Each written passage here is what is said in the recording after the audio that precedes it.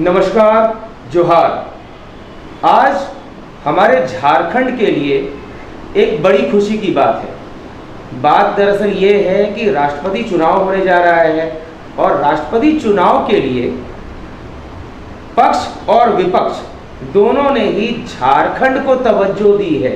अब कैसे, इसका उत्तर मैं बता दूं, आपने भी सुना होगा। विपक्ष की ओर से, संयुक्त विपक्ष की ओर से ममता बनर्जी जो हैं, उन्होंने अपनी पार्टी के कद्दावर नेता जो पहले भाजपा में थे, वित्त मंत्री और विदेश मंत्री देश के रह चुके हैं, यशवंत सिन्हा जी को विपक्ष की ओर से राष्ट्रपति पद का उम्मीदवार घोषित किया है। और यशवंत सिन्हा हजारीबाग के हैं, झारखंड के रांची के बगल में जो हजारीबाग है, झारखंड का दिल भी कह सकते हैं उनको। और दूसरी ओर भारतीय जनता पार्टी, जिनकी सरकार है केंद्र में, भारतीय जनता पार्टी का एनडीए गठबंधन, उन्होंने झारखंड की ही राज्यपाल रह चुकी, मूल रूप से उड़ीसा निवासी द्रौपदी मुर्मू को एनडीए की तरफ से राष्ट्रपति उम्मीदवार घोषित किया है। अभी तक के आंकड़ों पर अगर नज़र डालें तो पूरी संभावना बन रही है कि द्रौपदी मुर्मू ही हमारे देश की अगली राष्ट्रपति होंगी। अब यहाँ खास क्या बात है? यहाँ खास बात यह है कि द्रौपदी मुर्मू का ताल्लुक न केवल झारखंड से है, बल्कि वे आदिवासी समुदाय से भी उनका ताल्लुक है। वो आदिवासी समुदाय से आती हैं और उनकी प्रशासनिक क्षमता, नेतृत्व क्षमता, उसका सभी लोग लोहा मानते हैं। सबसे बड़ी बात यह है कि आदिवासी समुदाय, आदिवासी समाज जो आज से नहीं, न जाने कितने सालों से, वर्षों से, सदियों से, जिसे हर समाज ने दबाया, कुचलने का प्रयास किया, आज कम से कम राजनीतिक दलों को ये लगने लगा है कि आदिवासी समुदाय यदि नहीं तो कुछ भी नहीं, न प्रकृति, न धरती, न जल, न जंगल, न जमीन। इसलिए आदिवासी समुदाय को यदि आज भी सही सम्मान और उनका अधिकार नहीं दिया गया, तो मैं देश की बात नहीं कर रहा, मैं झारखंड प्रदेश की भी बात नहीं कर रहा, मैं पूरे विश्व की बात कर रहा हूँ। इस विश्व के नाश को कोई नहीं रोक सकता यदि आदिवासी समुदाय को उनका अधिकार, उनका सम्मान नहीं मिला तो। क्योंकि यही एक समुदाय है जो वास्तव में प्रकृति के लिए आज हमारे झारखंड की बात करें तो झारखंड में जो भी जल जंगल की स्थिति है, जो भी बचा हुआ है, जो खनिज बचे हुए हैं, उसका एकमात्र कारण है आदिवासी समुदाय। लेकिन इस बात को शायद इतने लंबे समय बाद, हमारे देश की आज़ादी के लगभग 75 वर्ष हो चुके, उसके बाद राजनीतिक दलों को ये बात समझ में आ रही है। ये दुखद है। लेकिन हाँ, आज आदिवासी समुदाय की ही एक अच्छी प्रशासिका, झारखंड की राज्यपाल रह चुकी द्रौपदी मुर्मू जी, पूरी उम्मीद है जिनके आगामी अगली राष्ट्रपति बनने की, उनके नाम की घोषणा की जा चुकी है। इस संबंध में आदिवासी जन परिषद, जो हमेशा आदिवासी उत्थान के लिए काम करने वाली संस्था है, उसकी तरफ से क्या कहा जा रहा है। आदिवासी जन परिषद के अध्यक्ष प्रेम शाही मुंडा हमारे साथ हैं, क्रिस्टो पुजोर जी हैं, सेलिना जी हैं, सारे ही लोग हैं हमारे साथ। तो आइए शुरुआत करते हैं, जानते हैं प्रेम शाही जी से इनका क्या कहना है। प्रेम शाही जी, सबसे पहले तो मैं आपका क्या मानना है, कितने पक्ष में है, कितने विपक्ष में है, वो तो मैं अभी नहीं जानता, जब आप बोलेंगे तब पता चलेगा। लेकिन हाँ, आदिवासी समुदाय के लिए मेरा मानना है कि यह सम्मान की बात है। उनको जो हक नहीं मिला, वो अब लगता है कि राजनीतिक दल जाग रहे हैं। तो इसे देखते हुए आप क्या कहना चाहते हैं? आदिवासी जन परिषद का क्या कहना है?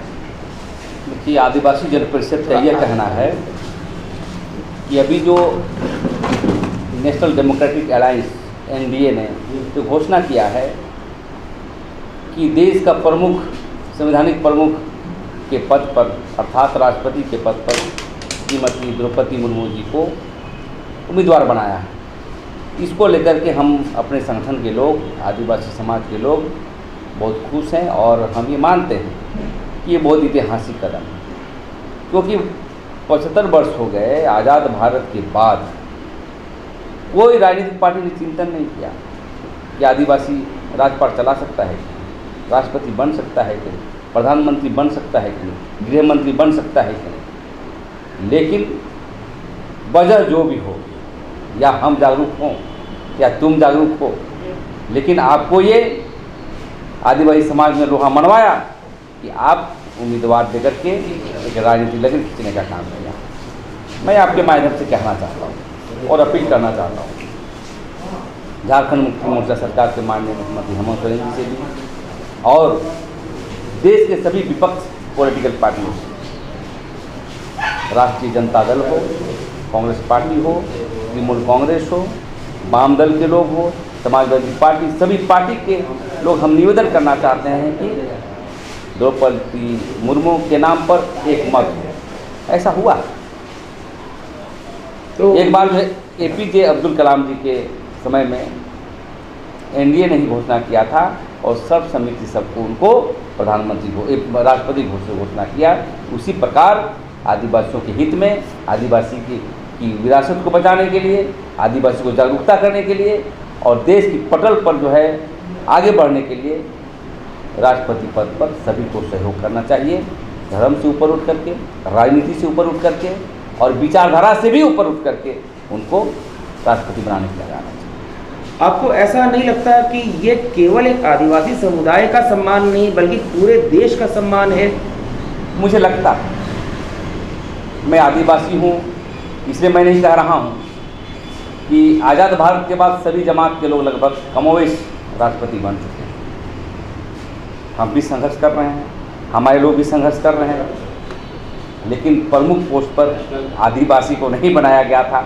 इसलिए आज हमें खुशी महसूस हो रही और हमें पूरे देश की जनता को ये महसूस होना चाहिए कि एक तो यहाँ के मूल निवासी को मनाया जा रहा है।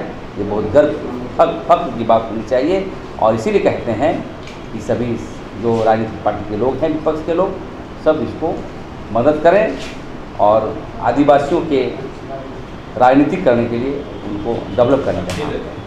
आपको ऐसा नहीं लगता है कि जिस तरीके से आज़ादी के पहले या आज़ादी के बाद आदिवासी समुदाय के लोगों को जितना अधिकार और जितनी तरजीह मिलनी चाहिए थी वो नहीं मिलने के कारण आज प्रकृति, जल, जंगल, ज़मीन जो तहस नहस हुए हैं, इसका बहुत बड़ा कारण यही है कि आदिवासियों को सही रास्ता नहीं लेने दिया गया? आज़ाद भारत के पहले नहीं, आदिकाल से यहाँ सब पहले आदिवासी थे। आज RSS के जो प्रमुख बोलते हैं कि हमारे पूर्वज आदिवासी, सभी लोग हम आपका पूर्वज हैं, आप अपने पूर्वज को आपने बचा नहीं पाया। तो ये पुरखा जो है आदिवासी को समाप्त करने का षड्यंत्र चल रहा है, या अज्ञानता के कारण, या विकसित ज़्यादा डेवलपमेंट के कारण, या भौतिकवादी सुख के कारण। लेकिन आज़ाद भारत ही नहीं, बहुत पहले से आदिवासियों को बचाने की आवश्यकता है और आज़ाद भारत के बाद तो आदिवासियों को बचाने की इसलिए आवश्यकता है कि हम लोगों ने धान का उत्पादन किया, हम लोगों ने जोत कोट के ज़मीन बनाया, खेती करने के लिए उसको बनाया हम लोगों ने जल जंगल ज़मीन को, अपनी विरासत को, अपनी पर्यावरण को बचाते आ रहे हैं। सुप्रीम कोर्ट ने कहा है कि यहाँ के मूलवासी आदिवासी हैं और आदिवासी ही पूरी दुनिया को बचा सकता है। हम झूठ नहीं बोलते हैं, सदा सत्य बोलते हैं, झूठ बोले भी पकड़ा जाते हैं। तो इसलिए आज़ाद भारत के पहले या बाद या आदिकाल से, सदियों से आदिवासी को बचाएंगे तभी मानव सभ्यता बचेगा। और ये बहुत बढ़िया पहल है, हम लोग का बहुत अच्छा पहल है कि भारतीय जनता पार्टी की सरकार ने एक आदिवासी को पहल किया है। इतने दिन हो गए, कोई पार्टी को नज़र नहीं था कि ये व्यक्ति भी राजपाट कर सकता है, ये व्यक्ति भी सर्वोच्च संस्था में बैठ सकता है। इसलिए बहुत खुशी का माहौल है और हम चाहते हैं कि आने वाला समय में मतलब प्रधानमंत्री का भी पोस्ट हमें मिलनी चाहिए।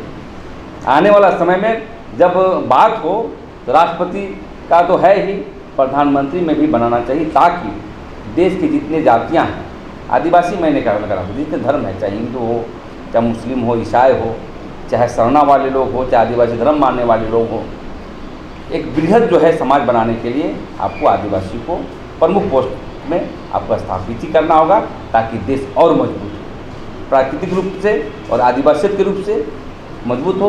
क्योंकि आदिवासी बचेगी तभी मानव सभ्यता बचेगा, ये हम लोग का मानना है।